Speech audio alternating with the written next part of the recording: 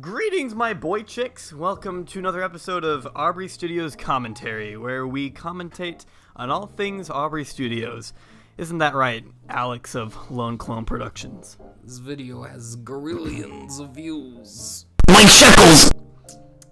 There we go, we've already offended one demographic. Okay, tonight we'll be doing Lego Batman Lame Villains, the film that was in the making for about 3 months. Wait. Quite a long time, but you know, you like them long, don't you, Alex? Oh, you know it. This video could have had its own bar mitzvah. That's one way to put it. Alright, let's get this out of the way so we can watch some more Bizarre Vark. In Two Faces, 3-bedroom, 2.5 bath. Okay, so we start off at Killer Croc's birthday party here. We actually happened to rewrite this scene more than once, probably. Right. Do you remember what this looked like? Yeah, it was like we weren't sure what direction we wanted to take it. I guess like we knew we wanted to have it end with Kite Man somehow burning their house down, but we just didn't know how to get there. So like we were like, well, we could have Joker and Kite Man, get into an argument over Croc blowing out a candle or something like that. Mm-hmm. Is that what we did originally? Yeah, I mean, I know for like these season 3 episodes, more and more so, we've been using outlines to like outline the episodes first before just going straight into a script and then just doing whatever. Right. Especially as, because these scripts in your more recent episodes have been more complicated as time goes on. I mean, there's like a basic idea there, like, all right, so we want Batman to fight these lame villains, but how do we get from here to there in a logical progression? That's the process part of it. Yeah.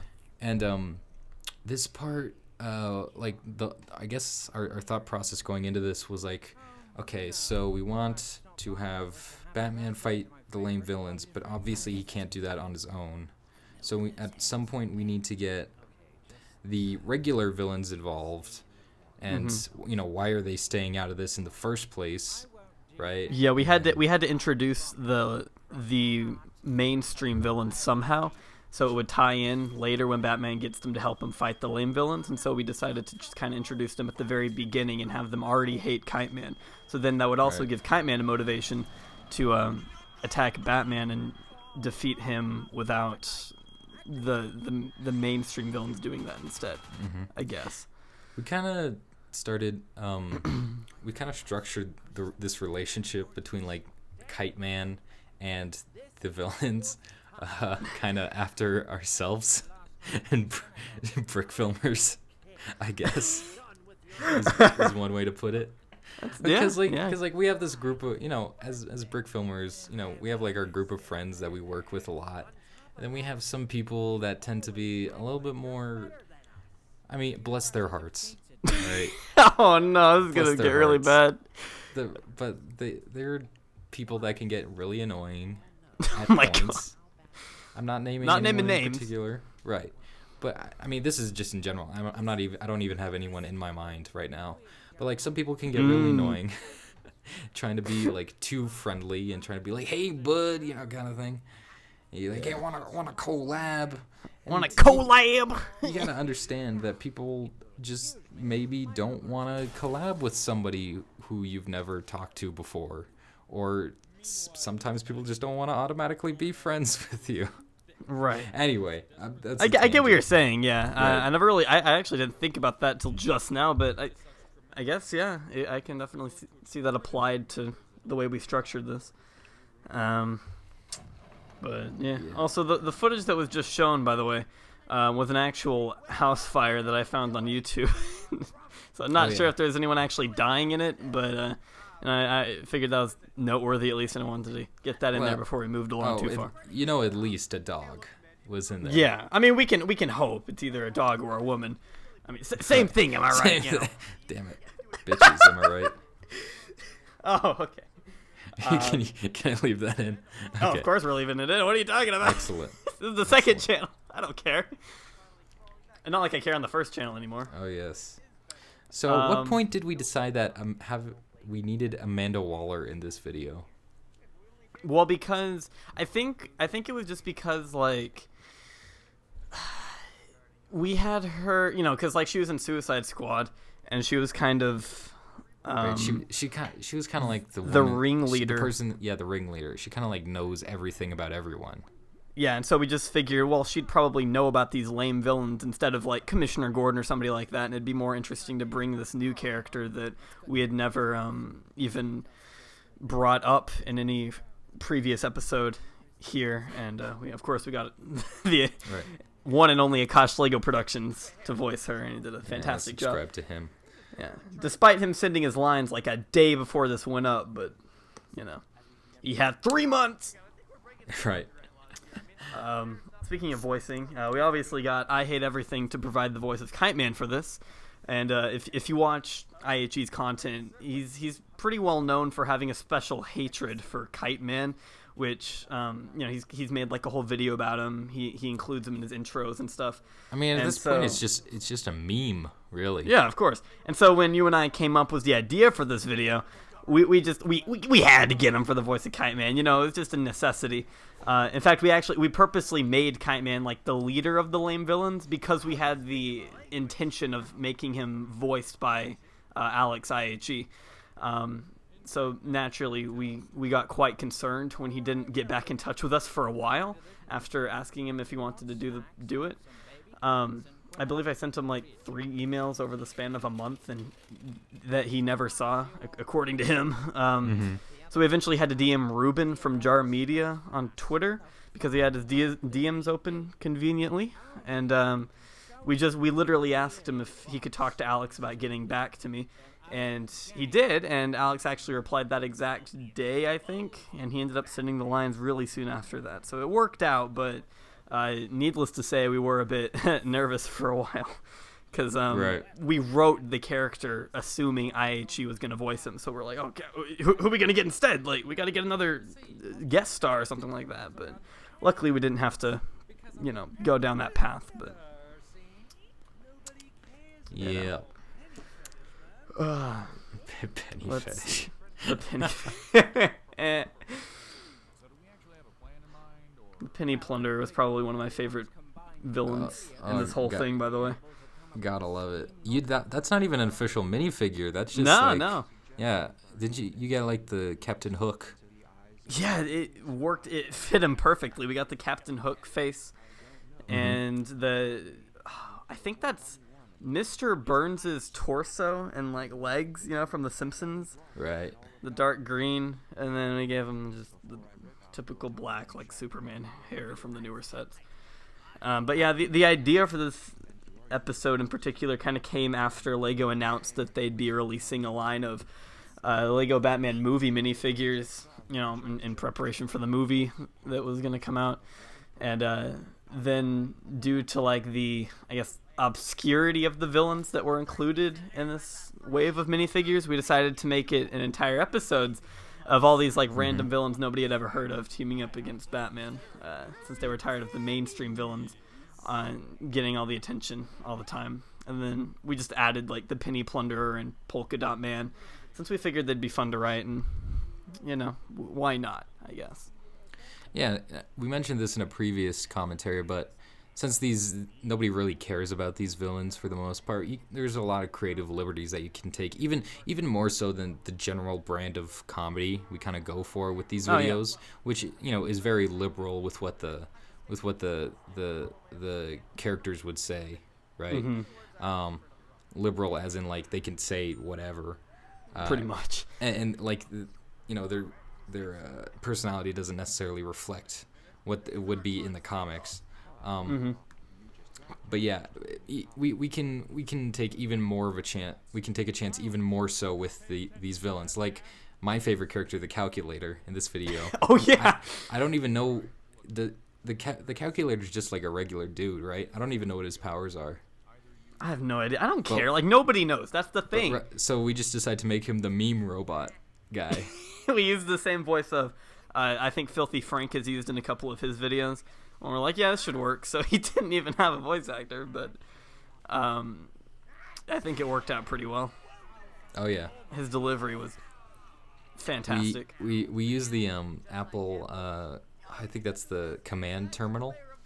to record Yeah. those lines. And I actually, I think I put it, because like I have the setup to like record my screen audio for live streams and old podcasts and stuff.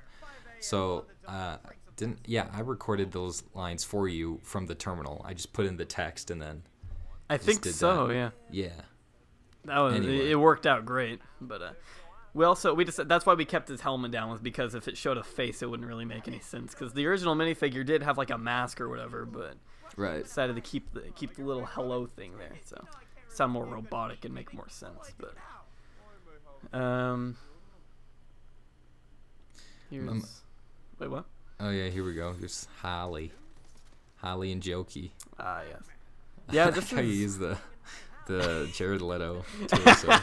Well, I've only had like one other opportunity to use it, and that minifigure cost like $40. Yeah, but Maybe Lego 50? Suicide Squad has over 5 million views, Oh, yeah. so I think you've made your money back. Oh no, totally. I didn't say it wasn't worth it, but I just wanted another excuse to use it, I guess. And I fair, imagine the yeah, Joker yeah. sleeps shirtless, so went ahead and fit it in here. Oh yeah, you know he's freaky like that. Oh, he a total freak. Super freak, super freaky.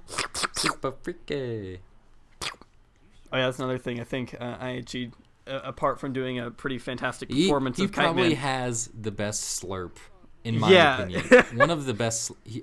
The best slurp in every single Lego Batman video. Yeah, Because, like, that slurp he did at the beginning was just so like, perfectly subdued, and it perfectly transitioned from the previous line. There's a whole new level of depth to it. it really To the is. slurp.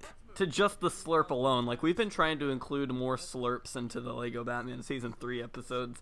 I don't think I did it with the 4th of July one. I forgot, but Yeah, in our office, we just have a giant whiteboard that's like, all right, things to do for Batman Season 3. More slurps. That's all it says. Top priority.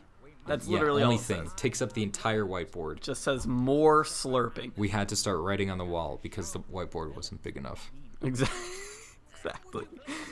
We don't really- we don't have an office. That was a joke. We don't mess around with our slurps, though. That wasn't yeah. a joke.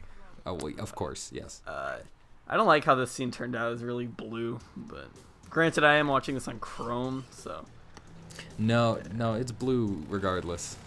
yeah. I mean, the darkness filter that like comes default with Final Cut, which I think is what you used, right? Probably. Yeah. Yeah, and mean, then I you- also you- messed you with can like ad- the color board. Right. Or I whatever. mean, you can adjust the the intensity of that effect, Yeah. but yeah. I think I made it a little less blue once they actually start fighting, if I remember correctly. Mm-hmm. But I've since learned from this, though. Now with the 4th of July one, I think I handled that okay. Yeah. But with this, that- I was that like, better. make it blue. Yeah. Geez. Right. And of course, we got Batman and Robin up here in the hotel, watching it all unfold. And this is actually the episode, one of the first episodes in a while where we actually had. Yeah, see, I kind of made it a little less blue here. I hope, but Mm-hmm. I think this is one of the first episodes in a while where we actually killed Robin off, if I remember correctly. Yeah, We haven't done that since like season 2. Yeah, that's not a gag we've done for a No. while. You got to bring it back. Exactly. Just brutal fight scene. One-on-one course. action. Ah, yeah. The pencil guy, didn't you try to get ProZD to do that? I did. I was actually I was pretty hopeful that he was gonna do it, but he never wrote back. So we got That's unfortunate. Yeah.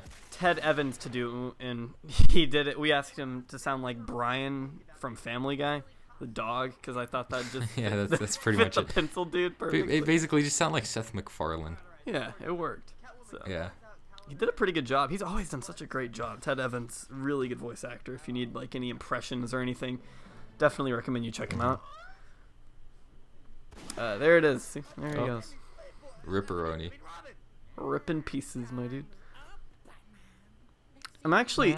I had to reanimate this. Oh, shot, yeah. This scene with like Kite Man fighting You- Batman like 4 or 5 times because animating with Kite Man's wings is already difficult.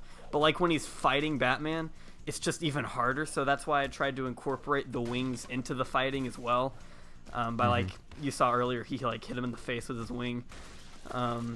So that made it a little bit easier, and the clay is extremely noticeable, but I really stopped caring. But if you notice, there's like a lot of clay attached to his wings to kind of keep it in place, because if you have the Kite Man figure, you'll notice that they like fold in and out, and it's so annoying when you're trying to animate it. So I tried to tighten them down as hard as I could, but didn't really come out exactly how I wanted, because you could see it right there. See, behind him. Whatever. This is probably the most like intense and monologue we've done ever in this series. Yeah, and I think ING handled it perfectly. Yes, and this is probably like the we are you. This is probably like the most legitimate like character motivation of anyone we've ever had. Like Kite Man goes through an entire arc like in this episode alone. Oh yeah. So and like the whole idea of like, we've been watching Amongst the Shadows and you don't care about us, so we've seen everything, we know everything about you. Like, that kind of actually makes sense, right? Yeah, in some weird way. So yet they still kill him off and don't listen to a thing he says. Oh yeah, of course not. Who cares at the end? And then of course Joker goes on his little tangent here about his true feelings for Batman, but again doesn't listen. That's how Batman rolls. There you go. No homo. No homo, yeah. Everything's on the table as long as you say no homo. Of course. That's how it works. Then we have this. Guess I'll die. Okay, did you just steal some of my vlog music for this one? I don't know. I don't know where you get your vlog music from, but for all my credits since this video, I think this video is where it started. I got, there's this one channel called Cool Songs, and they make remixes of different YouTubers and stuff. Like they've made a remix of iDubbbz's I'm Gay, and they've done remixes of Chris Reagan's Kill Yourself and stuff like that. And then they've just recently started doing what they call Free Beat Fridays. So it's like every Friday they'll create a royalty-free beat for you to use for whatever you want, and you can monetize your video and whatever because it's royalty-free. And I really kind of like the stuff they've been producing, so I'm going to start using that as my credit music from now on. But it'll probably be in the credits of this, honestly. Yes, excellent. Yes. I definitely recommend you check them out. We forgot to mention that Keshin was actually in this video as well. Keshin did a great job as March Harriet. It's like the the one, like, I don't even know what she does. She's just dressed as a bunny or whatever. We never really did any research into that.